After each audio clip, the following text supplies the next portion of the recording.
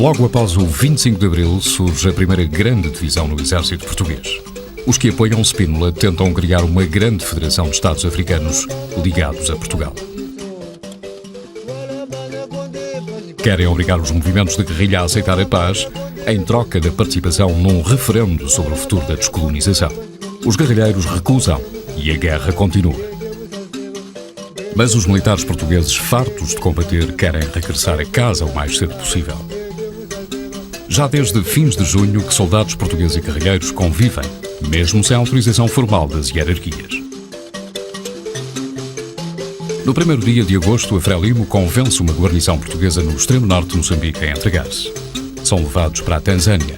Alguns dias depois, começam as negociações para a independência. Ao mesmo tempo, irrompe na capital moçambicana uma revolta de colonos, em aliança com políticos negros inimigos da Frelimo. A revolta começa como uma festa, mas ameaça degenerar em catástrofe. Os dirigentes da rebelião branca procuram então uma saída negociada.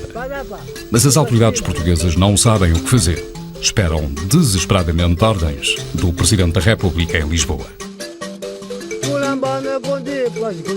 Vindo de Lusaka, um dirigente da Frelimo, Joaquim Chipande, tenta encontrar na capital moçambicana alguém que possa decidir.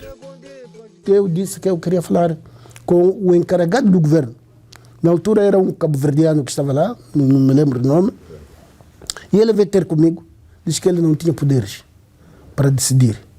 Então reuni com os oficiais militares, de que se o homem encarregado do governo não tem poder, nós temos que encontrar solução sobre aquilo. Diz que não, nós também não temos poderes.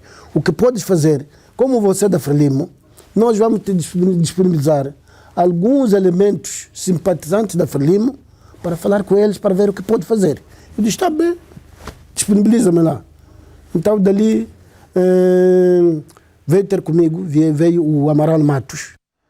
Nós tínhamos os nossos oficiais milicianos jovens moçambicanos, o caso do Aurélio Libon, o caso do Joel Libon, o caso de um Isaías Tembe que faleceu, que eram comandos.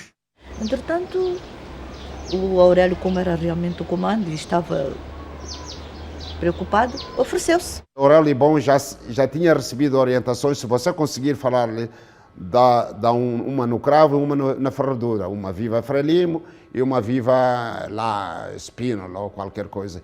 Viva Samora Machel e depois faz alô galo amanhecer, que é para poder pegar. E nós saberemos que, de fato, nós já temos o controle da situação.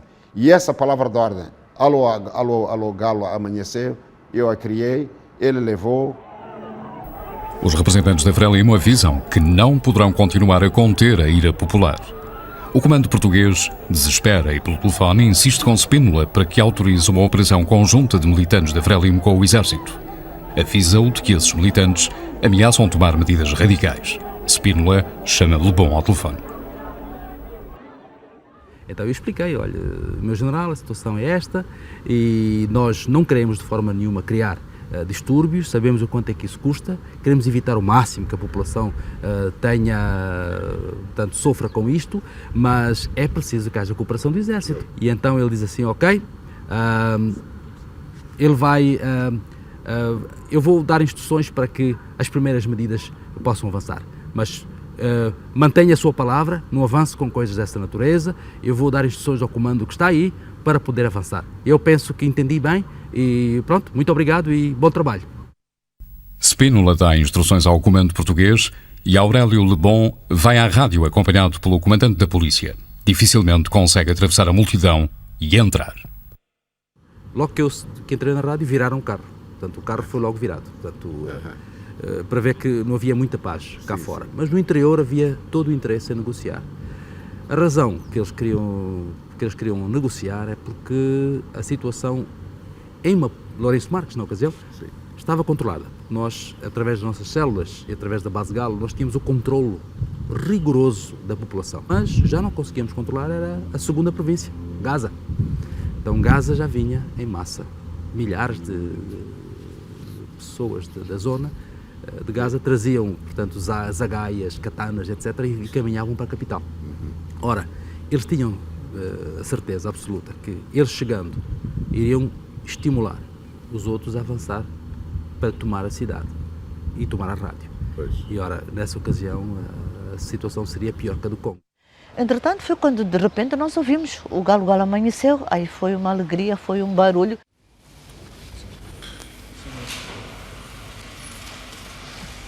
A 10 de setembro é formalmente reconhecida a República da Guiné-Bissau. Está também formalizado o reconhecimento do direito de Cabo Verde à independência. Spínola aceita mal a vitória do PAIGC de Pedro Pires. No dia da assinatura do acordo, ele ofereceu um jantar ao Pedro, parecia que era ao Pedro Pires, necessariamente, que era o representante do PAIGC, mas convidou o embaixador do Brasil, colocou o embaixador do Brasil à direita dele e secundarizou o Pedro Pires. E pior do que isso, no momento do brinde, lembrou a morte de 2 oficiais portugueses que, segundo ele, tinham sido objeto de uma emboscada. Quer dizer, era o pior momento para estar a lembrar aquilo. O Pedro Pires encaixou, fez um brinde à prosperidade do povo português e às relações entre o povo português e o povo da Guiné-Bissau e pediu licença e retirou-se. Também a 10 de setembro, em Lourenço Marques, paraquedistas portugueses controlam com facilidade a rádio. Desta vez, os amotinados não conseguem demover os militares. Os dirigentes da rebelião escapam-se.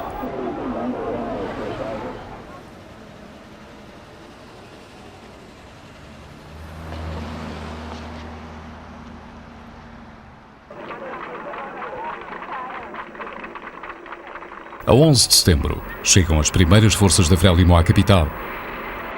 Por todo o lado há marcas de destruição e a população forma fila para conseguir comprar alguns alimentos. Ainda hoje, há muitas teorias sobre a organização do golpe de 7 de setembro. Os principais implicados insistem em que tudo foi espontâneo. Há também quem duvide. Absolutamente espontâneo. Estou absolutamente convencido e tenho a certeza. Profundamente organizado e sem nada de espontâneo. O 7 de setembro foi, de certo modo, a forma de disputar uma ação que levasse à saída dos portugueses brancos ou moçambicanos brancos de Moçambique. Tenho sido considerado como um dos mentores e organizador do 7 de setembro. Ora, quero que fique bem claro que isso não é verdade. Eu já apanhei o 7 de setembro em andamento e não tive nada a ver com a organização ou o planeamento do golpe do 7 de setembro, chamemos assim, se é que houve alguma organização e planeamento, que eu tenho algumas reservas relativamente a isso. Eu acho que quem esteve por trás de tudo aquilo foi um desígnio dos sul-africanos, aliados nessa altura, por mais incrível que pareça, a interesses comunistas. O 7 de setembro não estava para ter lugar em 7 de setembro, os indicativos que nós tínhamos é que era posteriormente, e até em 2 pressupostos absurdos. O primeiro seria que tinha que ter lugar depois de 25 de setembro, porque 25 de setembro era o dia das Forças Armadas, e o outro pressuposto era que o Samora iria dirigir o governo de transição. E de facto o golpe então visaria a aniquilar o presidente Samora e aniquilar a essência da direção da Frelimo. E então estaria combinado com o celebérrimo, creio que 28 de setembro, que era o tal movimento que partiria das colónias para ter o apoio em Portugal. Eu sabia perfeitamente o que se estava a passar e não há ligação nenhuma, não houve ligação nenhuma de Moçambique com Angola, nem nenhuma ligação com o 28 de setembro, absolutamente nenhuma. Os primeiros contingentes da Frelimo são recebidos com alvoroço. António Sopa, historiador, agora residente em Moçambique, assiste à chegada dos primeiros guerrilheiros à cidade da Beira. É uma reação de entusiasmo, não é? É a chegada de toda uma série de pessoas que nós nunca tínhamos visto, mas que representavam a libertação do país, etc. Mas ao mesmo tempo foi uma reação de surpresa, porque realmente o número de guerrilheiros era muito pequeno. Os primeiros a chegar são os veteranos. Os jovens, alguns milhares já recrutados depois do 25 de Abril, ficam em treinos no sul da Tanzânia. Só regressam a Moçambique em vésperas da independência. Amélia Soto, moçambicana, começa como refugiada política na Suécia. Em 74, vai para um campo de treino político-militar na Tanzânia. Durante 2 meses, foi a única recruta branca em Nachingwea, entre cerca de 3.000 mulheres vindas de todo o país, camponesas, na maioria quase analfabetas.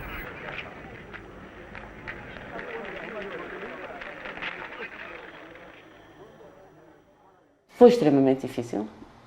No início, questões alimentares, tive de me habituar a um novo tipo de alimentação. Tipo mais ou menos de género, farinha? Farinha com feijão diariamente, praticamente todos os dias. De vez em quando variava um pouco, mas a alimentação fundamental era essa. O treino militar, como disse, não é? Que fisicamente exigia muito de mim. Essas suas companheiras tratavam-na como uma igual ou alguma desconfiança por ser branca, alguma diferença especial, lembra-se? Houve problemas, houve alguns choques, por erros meus, inclusive, de saber lidar com uma nova situação e um pouco também pela maneira de pensar, portanto, das camaradas com quem eu estava, não é? Eram formações, a formação académica era completamente diferente e o background cultural era completamente diferente, as origens culturais completamente diferentes. Então isso criou bastante choques inicialmente. E foi uma aprendizagem, quer dizer, aspectos de racismo, eu entendi algumas vezes que poderia haver aspectos de racismo. Embora houvesse todo um processo político de esclarecimento de que a luta não era contra o branco. A 20 de setembro, o novo alto comissário português, almirante Vítor Crespo, dá posse ao governo de transição de Moçambique. É um governo misto, portugueses e moçambicanos, fiado por Joaquim Chissano, no qual há uma maioria de ministros da Frelimo. Samora Machel mantém-se no seu refúgio da Tanzânia, exercendo na prática um poder paralelo ao do primeiro-ministro Chissano e ao do próprio alto comissário. Samora só chegará à capital em vésperas da independência. Desconfia de Spínola e de conspirações colonialistas. Sabe que o 7 de setembro deixou feridas profundas. O 7 de setembro e as grandes perturbações sociais e crimes, etc., que houve nessa altura, criou um clima de tensão racial que não havia antes e que levou muitas pessoas a saírem e a procurar outros meios de vida noutro sítio. Rompeu, por muitos anos, a possibilidade de uma convivência e de uma transição pacífica. Em Angola continuam as manobras diplomáticas de Spínola. Logo a 14 de setembro encontra-se na Ilha do Sal, Cabo Verde, com o presidente do Zaire, Mobutu. A delegação que acompanha Spínola só participa nas sessões de fotografia. Spínola dirá mais tarde que se tratou de assegurar a não intervenção de Mobutu na descolonização de Angola. Mas a Samora Machel e aos seus colaboradores na Tanzânia chegam outras informações. Aparentemente, nesse encontro do Sal, ter-se-ia feito uma partilha de Angola, eventualmente dando cabinda a Brazzaville, mas não era obrigatório, dando o norte de Angola, que era considerado território do FNLA, ao FNLA, por consequência satelizando o norte de Angola ao Zaire, e criando-se um outro sistema na zona centro e sul, em que estariam envolvidos sul-africanos, os colonos e provavelmente chipenos. Logo a seguir ao encontro do Sal, houve uma reunião da linha da frente, em que Mobutu, bom, ele sempre era gigantesco. Muito gigantesco, mas estava gigantesco.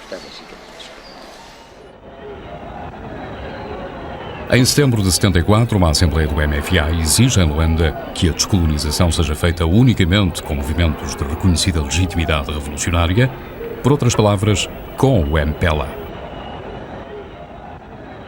Dias depois, Spínola declara que, para salvar Angola, assume pessoalmente a descolonização.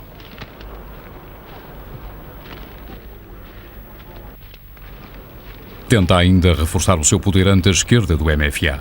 Convoca a chamada maioria silenciosa. O movimento é travado às portas de Lisboa por forças de esquerda e Spínola demite-se.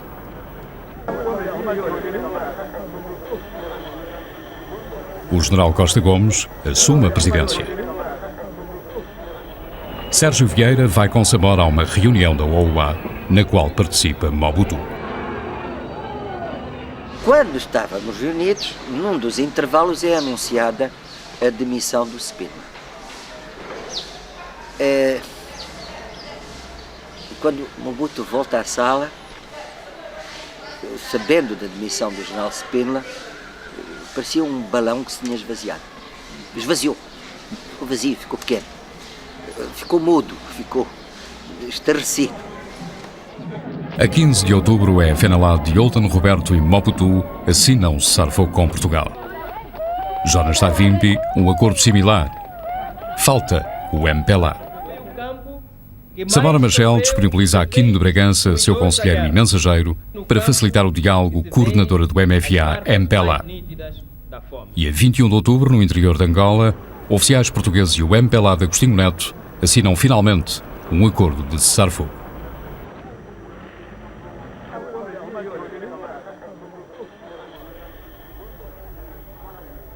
Em Moçambique, a Frelimo festeja a queda de Spínola com a libertação dos soldados portugueses aprisionados na Tanzânia.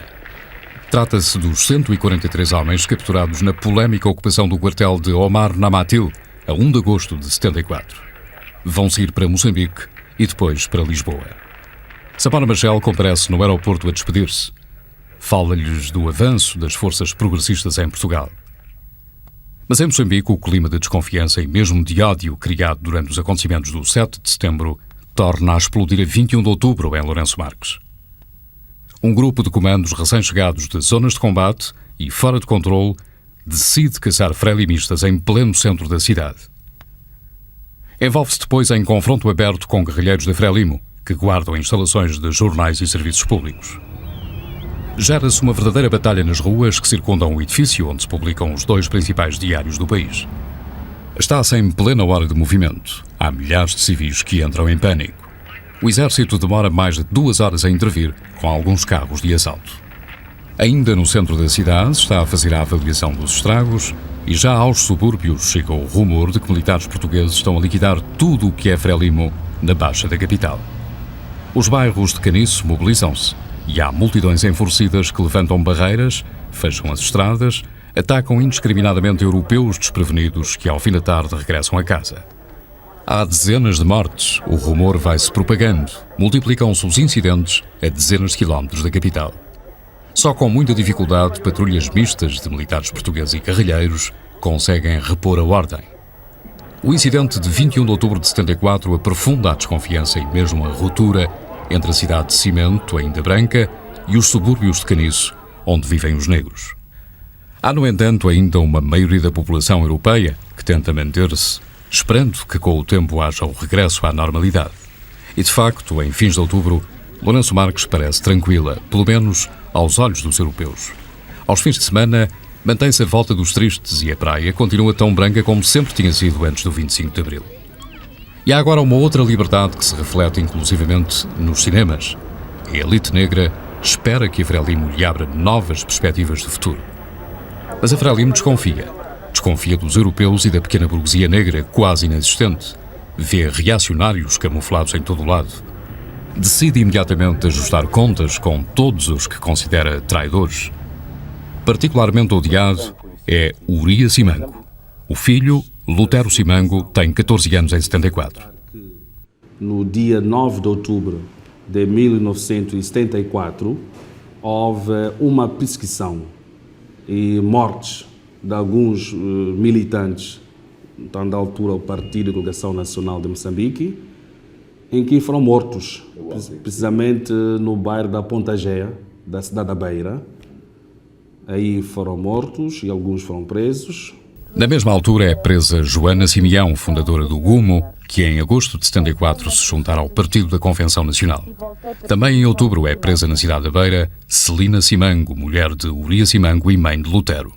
Durante anos Enquanto o marido foi vice-presidente da Frelimo, Celina representou muitas vezes as mulheres do movimento em organizações internacionais. Eu assisti pessoalmente, eu assisti porque eu na altura estava a celebrar o meu 14º ano de aniversário. Entanto, estávamos a preparar o aniversário para a da tarde, quando de manhã ela é presa. Polícia portuguesa ou militares portugueses? A polícia portuguesa, PSP, traziam fardamento da polícia na altura que funcionava em Moçambique. Portanto, era uma missão conjunta da polícia portuguesa e os guerreiros da Frelimo.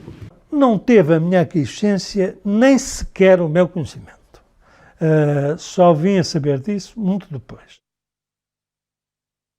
O almirante Vítor Crespo também não sabe da entrega à Frelimo, em novembro de 74, pelas autoridades do Malawi, de um grupo de 30 pessoas, entre as quais se conta o reverendo Urias Simango. Embora a polícia dependesse do ministro Guebuza, que era o ministro da Frelimo, eu tinha na polícia os quadros principais da polícia, que eram oficiais portugueses, e, portanto, tinha um contacto completo com a informação da polícia. Eu nunca tive conhecimento de que isso ocorria. Ao alto comissário interessa que a fase de transição se faça com normalidade. Em novembro, Vítor Crespo promulga um decreto no qual se define o âmbito do crime contra a descolonização. É nesta altura que Urias Simango e algumas centenas de dissidentes da Frelimo são presos. Passam por cadeias na Zambésia antes de serem transportados para campos chamados de reeducação numa antiga base da Frelimo no sul da Tanzânia. Aí são visitados por Domingos Aroca, um nacionalista que passara 8 anos nas cadeias da PIDE, mas que começa a distanciar-se da Frelimo. A visita faz-se a convite de Samora Magel. Um dia o Oscar Monteiro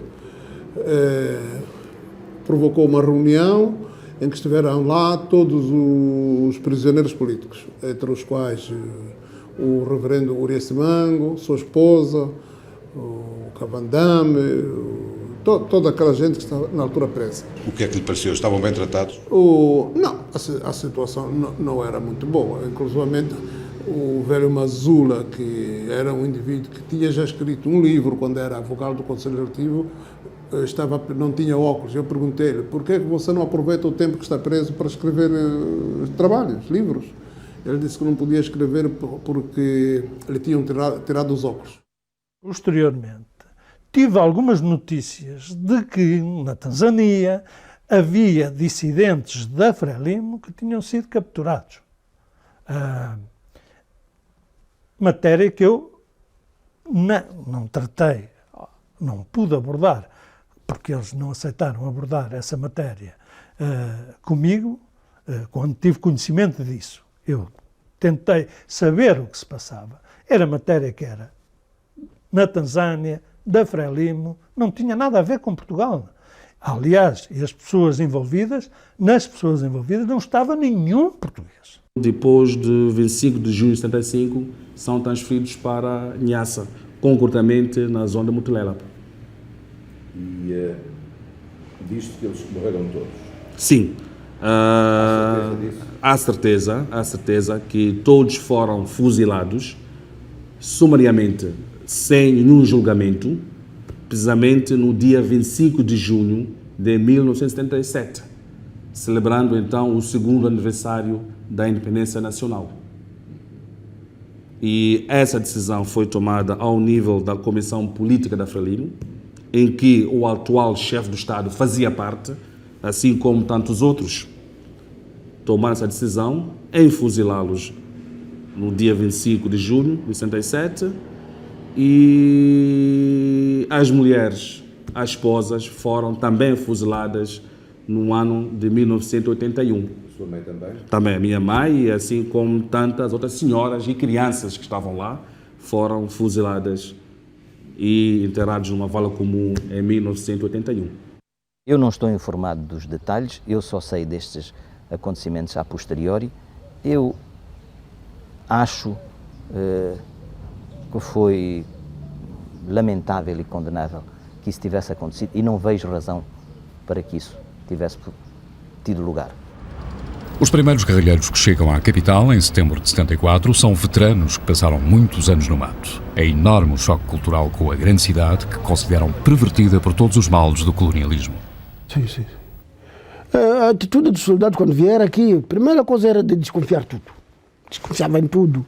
O que via tudo era inimigo, acabou. Desconfiava. Os soldados vinham da mata, nunca tinham estado na cidade, não tinham a vivência.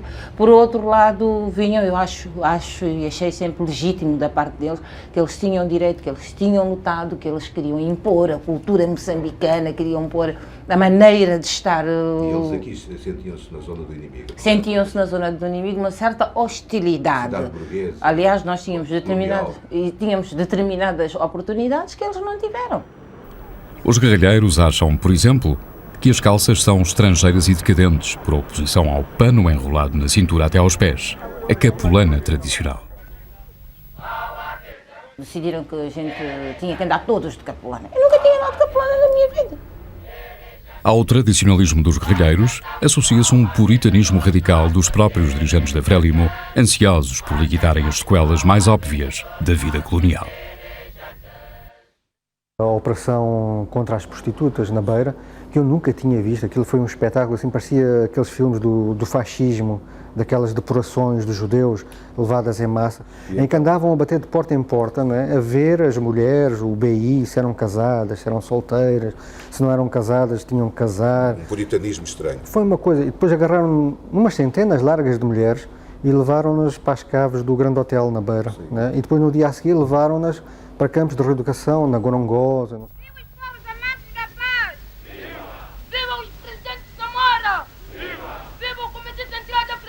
Na Frelimo de Sabora Bergel convivem na altura as influências conservadoras da sociedade tradicional africana, o puritanismo radical maoísta, o antirracismo e as utopias revolucionárias dos fins da década de 60. Viva o povo de Moçambique! Viva! Nem sempre este discurso é entendido pelas populações.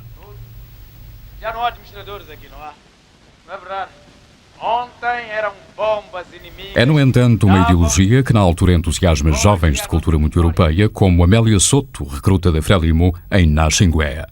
Geralmente as peças que fazíamos era sobre a Frelimo, uma luta que empreendia, a luta popular, os direitos das pessoas.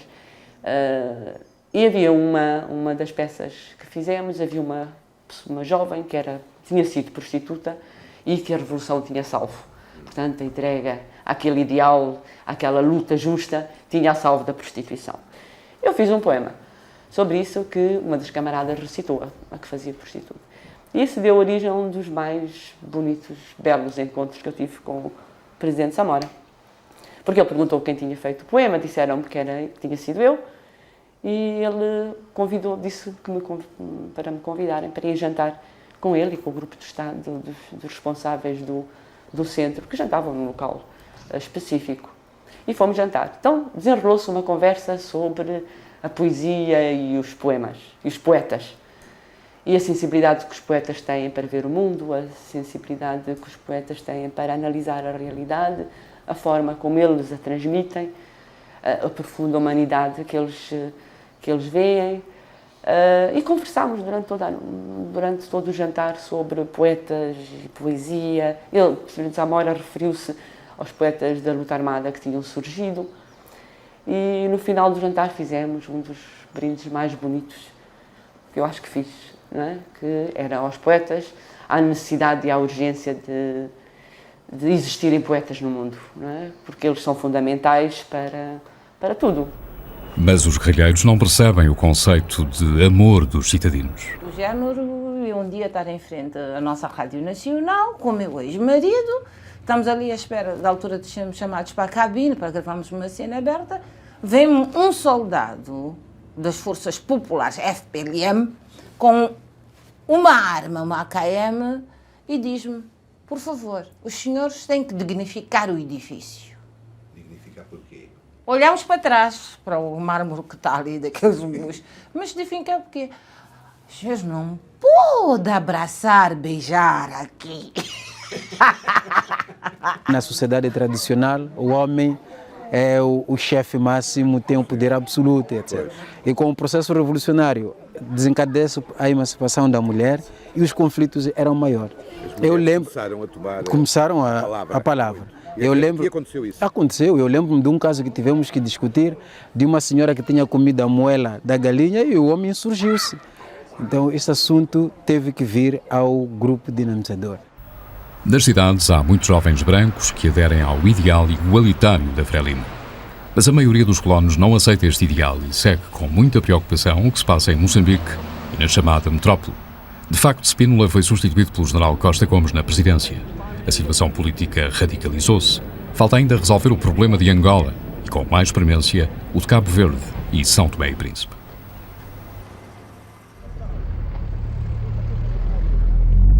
Pouca gente saberá, mas Cabo Verde foi descolonizado através de um acordo que eu redigi em 3 horas, sozinho, com o Pedro Pires em frente. Dirá, mas como é que é isso? Isso é um abuso. Então não foi uma delegação, como dizem os historiadores dizem que foi uma delegação que foi a Argel, não sei o que, etc. Não houve delegação nenhuma. E porquê é que eu tive que fazer isso em 3 horas? Pela razão simples de que o fiz sob a pressão de um verdadeiro ultimátum das forças que lá estavam sediadas, no sentido que ou vocês entregam aí o poder ou entregamos nós aqui, dando-nos um prazo de dias. Formalmente mesmo do MFA, nesse caso, também. É evidente. Não, eu diria que foi um plenário das Forças Armadas sediadas lá. Veio um telegrama com os nomes. Bom, chamei o Pedro Pires, fui ao Costa Gomes e disse-lhe, Sr. Presidente, eu venho aqui dizer-lhe que não estou disposto a autorar isto, eu vou-me demitir e vou dizer porque é que me demito. E ele diz, mas o que é que eu faço? Eu não posso prender centenas de militares, nem posso julgá-lo. Eu vinha a caminho para o Ministério, disposto já a pensar na carta de demissão, mas de repente digo assim, vou chamar o Pedro Pires. Tinha ficado com boa relação com ele, da negociação com o Guiné-Bissau, vou chamar o Pedro Pires e chamei-o e disse, o senhor conhece isto? Era o tal telegrama do Telex na altura. Eu desconheço. Então e agora? E agora? Nós ganhamos, vocês perderam. Eu disse, mas você ganhou que guerra? Quantos mortos é que você fez? E ele ficou assim um bocado chateado e disse, mas o que é que o senhor quer? Chamou-me cá, o senhor é que tem que dizer o que é que quer. Olha, eu quero que você seja mais lúcido do que parece que estão a ser os nossos compatriotas. E quero que aceite uma consulta popular. Porque se aceitar uma consulta popular, nós assinamos já aqui um acordo na base dos anteriores acordos, um acordo bonito, que salvaguarda interesses, pessoas, tudo. Se você não aceitar uma consulta popular, bom, provavelmente o poder é entregue lá pelos nossos militares e daqui até ao fim dos séculos há de ser disputada a legitimidade da transferência do poder. Pedro Pires declara que não pode decidir sozinho. Vai a Bissau e regressa 48 horas depois com o sim. Seguiu-se a redação comum do acordo, a aprovação de Melo Antunes e a assinatura formal. São Tomé e Príncipe fui a Argel, aí sim, uma delegação, com o falecido Campinos, saudoso Campinos. Fui a Argel, liderei a delegação e aí exigi eu próprio uma consulta popular. Não queriam e não aceitaram. De modo que lembrei-me de telefonar ao Bloco de Bouteflika e disse-lhe, olha, você que tem algum ascendente sobre a delegação de São Tomé e Príncipe, veja se os convence a aceitarem uma consulta popular, porque eu não posso ceder nesse ponto, já conseguimos em Cabo Verde, não vamos ceder neste ponto. Ele, de facto, telefonou-lhes e eles mandaram a mensagem de que voltavam à mesa e que aceitavam a consulta popular. O Trovoada estava com um ataque de apendicite, redigimos à pressa, fechámos à pressa a redação final do documento. Em março de 75, o alto comissário em Moçambique vai subitamente a Lisboa. É que em Portugal a situação política extrema-se. O MFA divide-se, os militares lutam pelo poder e contam as espingardas. A esquerda radical tenta expulsar do Conselho da Revolução um grupo de oficiais moderados. Vítor Crespo ameaça trazer tropas de Moçambique. Eu vi afastar da direção do MFA pessoas como o Vítor Alves, o Melo Antunes, o Costa Brás e tantas outras pessoas que eram as pessoas em que eu tinha confiança e vê-las substituídas por oficiais em que nunca tinha ouvido falar e que eram oficiais revolucionários ou pseudo-revolucionários. Ora, isso punha em causa a continuidade da obra que eu estava a fazer em Moçambique. E um dia sentei-me no Conselho da Revolução e falei dos 40 mil homens e do 3 Boeing 747 que eu tinha estacionado em Moçambique, e isso foi ouvido com todo o respeito em Portugal. Mas o radicalismo não avança só em Portugal. Em Moçambique, como em Angola, os trabalhadores falam de sabotagem económica, pedem a nacionalização das empresas, associam os ex-patrões brancos a todos os males do colonialismo. A voz dos cães, a voz dos macacos sem cauda, enfim, a voz dos pretos. Para a voz dos pretos não contava. Era isto que se devia, não era isto, camarada? Agora, nós estamos a ver que o facto de nós termos pegado em armas, era isto que se devia, não era isto, camarada? A voz dos peixes. Em Moçambique, o governo de transição é cada vez mais instrumentalizado pela Frelimo e também se radicaliza.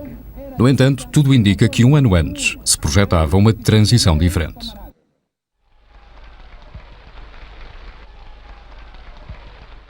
No dia 8 de julho eu recebi a missão com o camarada presidente Samora Moisés Machel, falecido na altura, e para avançar para a província da Zambésia. Eu tinha uma missão especial que levava para a província de Zambésia, que era de recrutamento de ambos jovens para assegurar a independência nacional e mobilizar os agricultores para não abandonar as empresas, e principalmente companhias de chá e todos esses, e companhia Madal, para mobilizar e para não abandonar as empresas, e dizendo a elas que a nossa luta não era a luta contra a economia do país e que nós estaríamos em condições de defender a economia, que eles continuassem a produzir, não tivessem medo. Essa era a minha missão principal. Participo nas negociações entre os dois governos para uma série de acordos subsequentes à proclamação da independência. E um deles era a manutenção dos funcionários da administração portuguesa em Moçambique durante períodos renováveis de um ano, à conveniência mútua, mantendo-se as regalias e o estatuto no quadro administrativo português. Esta era a ideia de garantir uma transição pacífica até que nós pudéssemos formar as pessoas. Agora, uma série de acontecimentos, esse que mencionei do 7 de setembro, essa ruptura que se verificou na sociedade, começaram a tornar este projeto inviável, deram lugar a uma radicalização do processo. E, efetivamente, aí começa uma radicalização do processo em todos os ângulos. Político, ideológico, económico, social, nacionalizações, adoção de ideologia marxista-leninista no partido, acompanhada de uma grande autoconfiança. Os colonos sentem essa radicalização. Quando regressam ou vão a Lisboa, são muito cautelosos nas suas declarações. Minha vinda é porque tenho aqui a minha família toda, o meu filho está cá a estudar. Meu marido vem de férias e eu venho para estar uma temporada. Lourenço Marques. Olha, há muito tempo não estava lá, não estava assim numa cidade, estava no campo, por isso não sei de nada. Não posso dar informações absolutamente. Não quero responder? Não quero responder, não, porque não sei, não estou a par de coisa nenhuma. Como é que se vive em Lourenço Marques? Muito bem. Não notou nada? Não tenho queixo.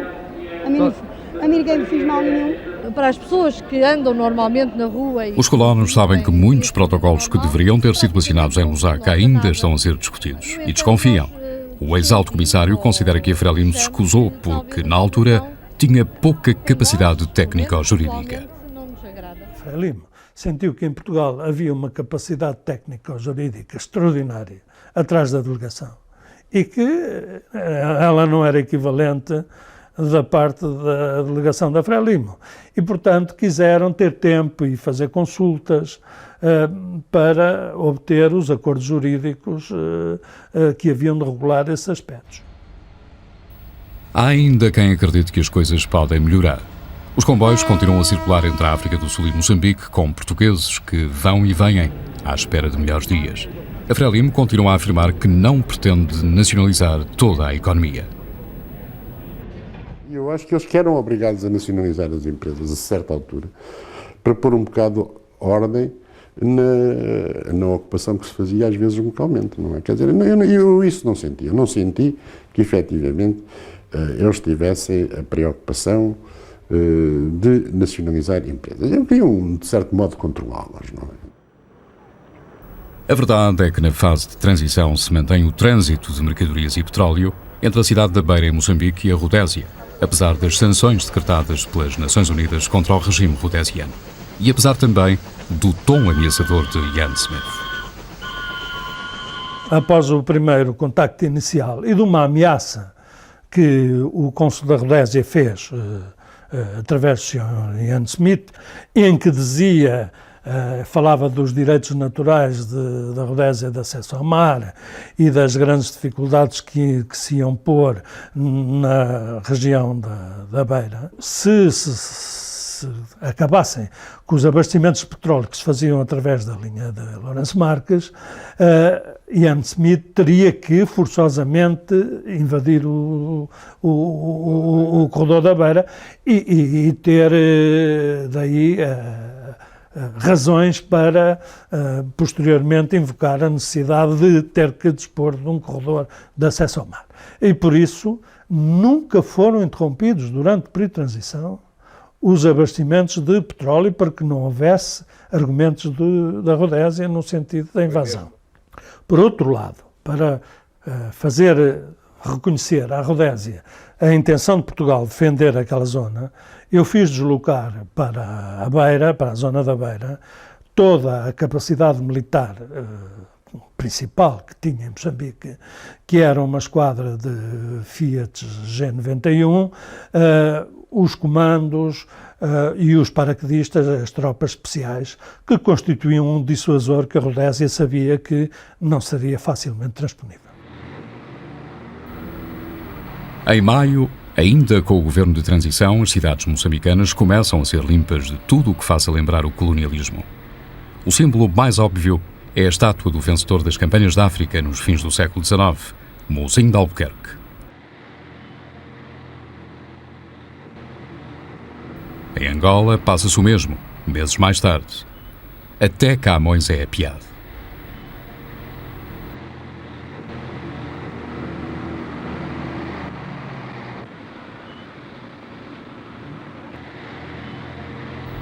A 25 de maio de 75, o presidente da Frelimo, Samora Machel, vem da Tanzânia e inicia no norte de Moçambique uma descida até à capital, onde chegará nas vésperas da independência.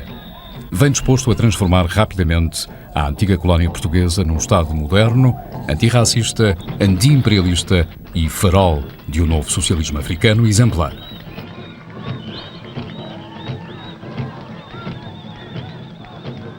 A 25 de junho chega finalmente a hora da independência.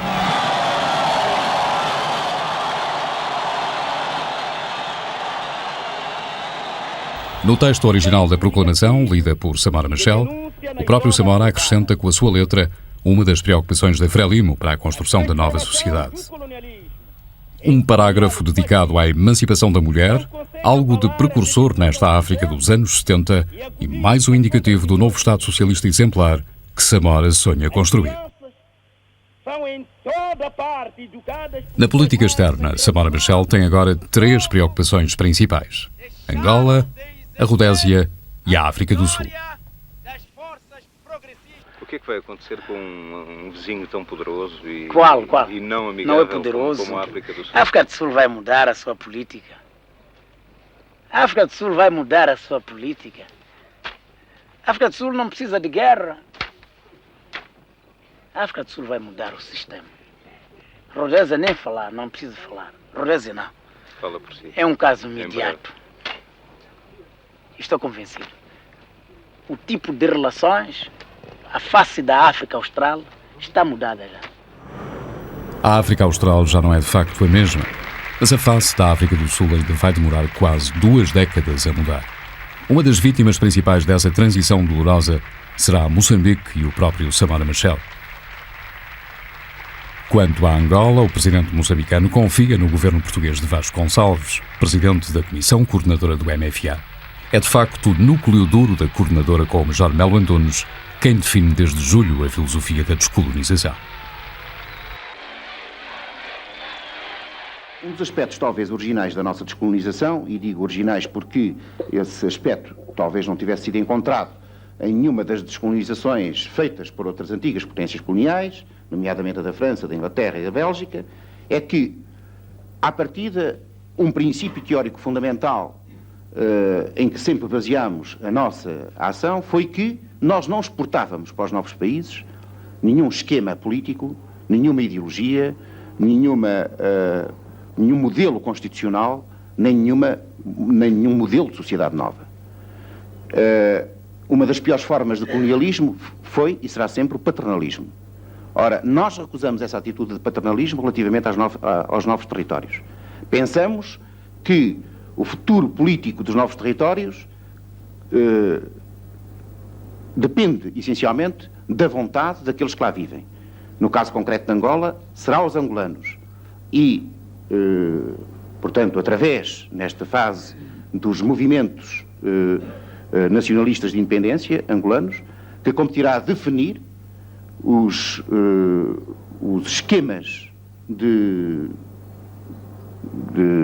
independência que entendem dever seguir e, portanto, o modelo de sociedade que devem adotar. Mas os movimentos angolanos só pontualmente se conseguem unir e acabam por se tornar demasiado dependentes de interesses externos. Formam ainda em 74 uma plataforma comum apenas para não perderem o lugar à mesa dos acordos do Alvor, em Portugal, que consagram a independência angolana. Estes acordos prevêem um governo de transição participado pelos três movimentos, eleições para uma Assembleia Constituinte e, finalmente, a independência para 11 de novembro de 1975. Esse acordo foi inteiramente negociado no território pelo MFA. Não teve nenhuma interferência da parte dos políticos portugueses, não tive nada a ver com a descolonização de Angola, zero, absolutamente. Apenas intervim nas negociações finais no Alvor para pôr aquilo em bom português, mais nada. O espírito desse acordo é desde logo minado por Washington e Moscovo, decididos no apoio aos seus aliados na cena angolana. Os americanos apostam na FNLA de Olden Roberto, os soviéticos no MPLA de Agostinho Neto. Sob pressão de Nyerere, Moscovo tenta levar Neto a fazer uma aliança com Savimbi contra Olden Roberto, mas essa aliança nunca é alcançada. Em março, começam os confrontos entre os movimentos em Luanda, sobretudo a FNLA e o MPLA, que terminam com a expulsão da FNLA da capital em julho. Ao mesmo tempo, foge também da capital apavorada a população civil identificada com a etnia desses movimentos. O MPLA controla agora o governo, a capital e algumas zonas de Angola, nomeadamente no sul. Em Sá da Bandeira, hoje Lubango, reside o então empresário Cardoso e Cunha. O MPLA assumiu o comando do território e confesso-lhe que não tive nunca nenhum problema como empresário sempre tentaram proteger a atividade económica e não tive nenhum conflito. De qualquer forma, nos lados mais radicais do MPLA eu era considerado como um perigoso capitalista, não é? Mas na prática as coisas funcionavam com razoável normalidade. Samora Machel e Nyerere, com o apoio de Moscovo, continuam até fins de agosto de 75 a pressionar Agostinho Neto para que faça uma aliança com a UNITA, mas em vão.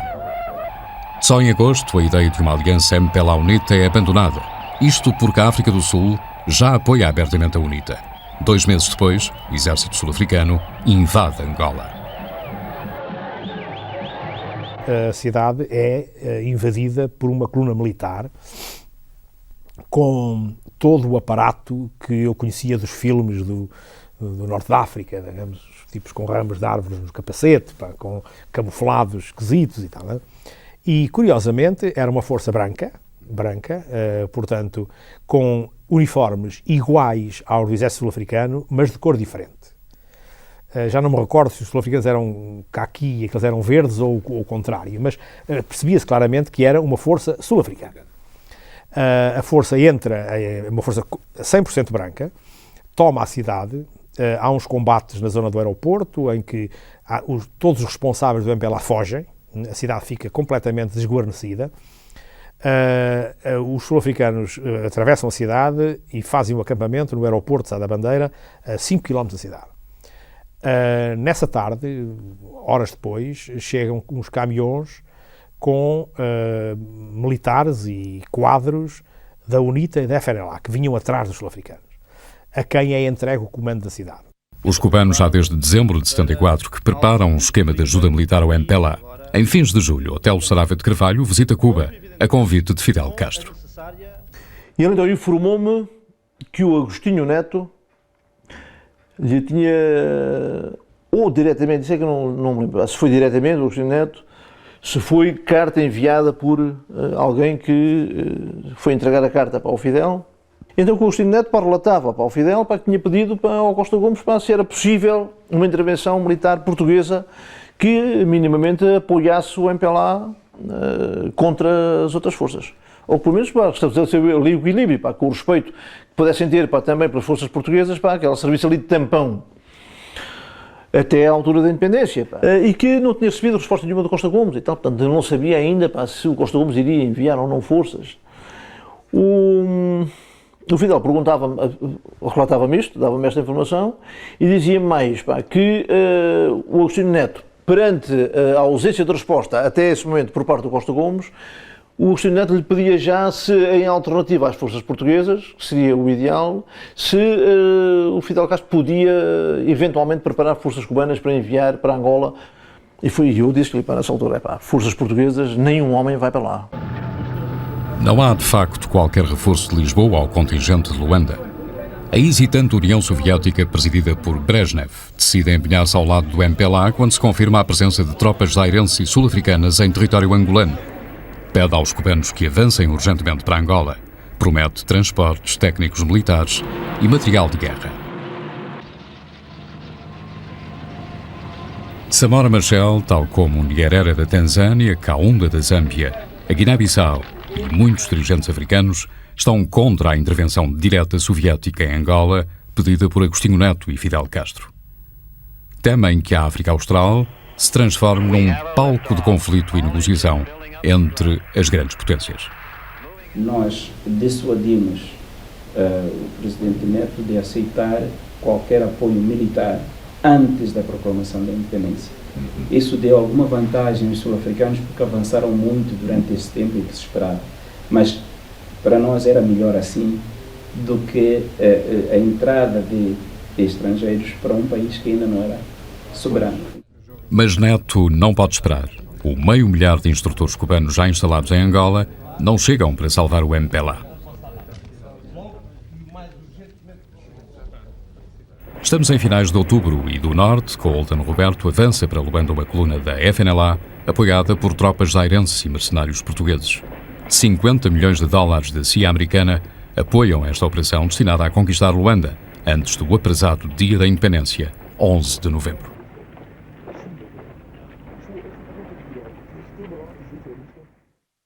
Do sul, abrindo caminho à UNITA, avança pela costa a uns 60 a 70 km por dia, uma coluna sul-africana vinda do sudoeste africano, hoje Namíbia. Os sul-africanos são travados alguns dias em Benguela por forças do MPLA e alguns cubanos. Mas, retardados em Benguela, os sul-africanos não conseguem alcançar Luanda ao 11 de novembro. Antes disso, tropas cubanas começam a chegar em força à capital. A 10 de novembro, véspera da independência, cubanos e MPLA travam em Quinfangondo, já perto de Luanda, as tropas zairenses, o FNLA e mercenários portugueses que avançam do norte para Luanda. A intervenção militar estrangeira é sempre desmentida. Todos temem que a Organização de Unidade Africana e a comunidade internacional se recusem a reconhecer a legitimidade dos movimentos angolanos, seus aliados, se fosse conhecido que estavam a ter apoio militar estrangeiro ainda antes da independência. O presidente Neto veio cá para coordenar conosco, para saber qual era a melhor posição a tomar e durante o debate chegou-se à conclusão que era necessário a proclamação imediata da independência, que era para permitir a intervenção de todos nós, de todo o mundo, para proteger Angola contra as investidas sul-africanas. A independência de Angola esteve assim para ser antecipada para 6 de novembro. Samora Machel defende que se forme um exército africano para ajudar a Angola de Agostinho Neto. Moçambique, tal como a Guiné-Bissau e o Congo-Brazzaville, chegam a enviar ajuda. Enviamos para lá, dada a altura, meios aéreos, alguns helicópteros que apoiaram na luta e mesmo algum armamento, munições. A independência acaba por ser proclamada pelo MPLA a 11 de novembro, como for estabelecido na Conferência do Alvor. Em nome do povo angolano, o Comitê Central do Movimento Popular de Libertação de Angola, MPLA, proclama o nosso país constituído em República Popular de Angola.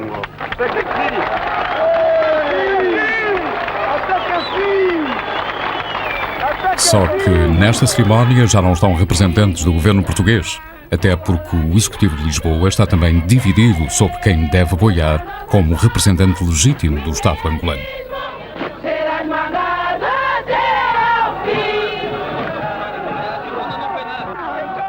Moçambique faz-se representar pelo então vice-presidente da Frelimo, Marcelino dos Santos, velho amigo de Agostinho Neto.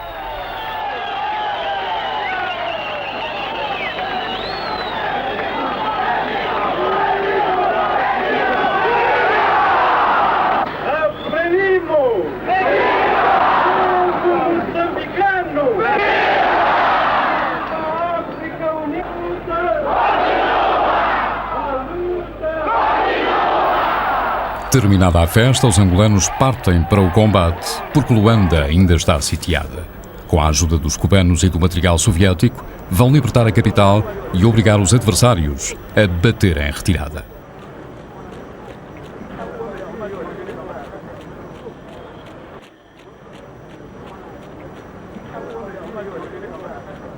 Também a 11 de novembro, a FNLA e a UNITA proclamam em Nova Lisboa, hoje o AMBO, a sua República Democrática de Angola.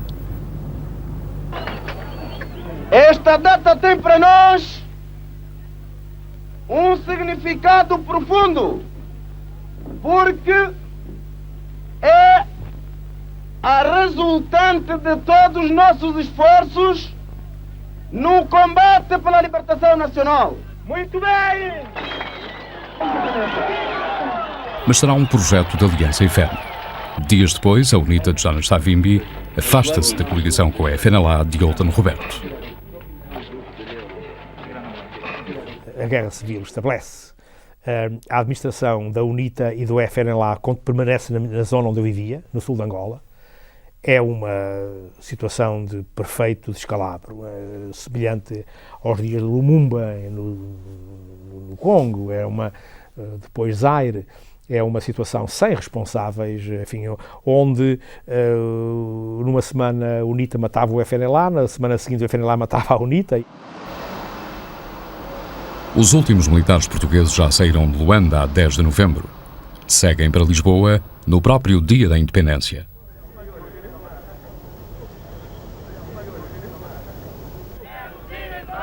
A maior parte dos colonos já partiu. Apavorados com o caos, exigiram transportes para o regresso a Portugal. Cerca de 300 mil pessoas abandonam Angola entre julho e fins de outubro de 75. Levam quase nada, sonhos destruídos, desespero e muito ódio.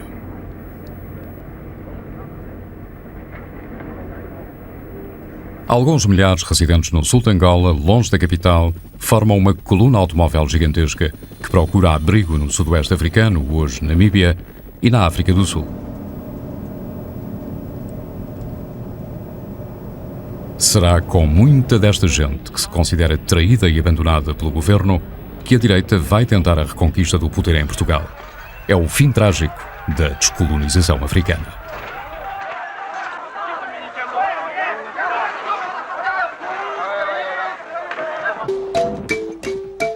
A guerra vai continuar em Angola e Moçambique, mas sem militares portugueses. Para eles ficou a nostalgia de África, muitos traumas e a perplexidade ante o que irá acontecer depois.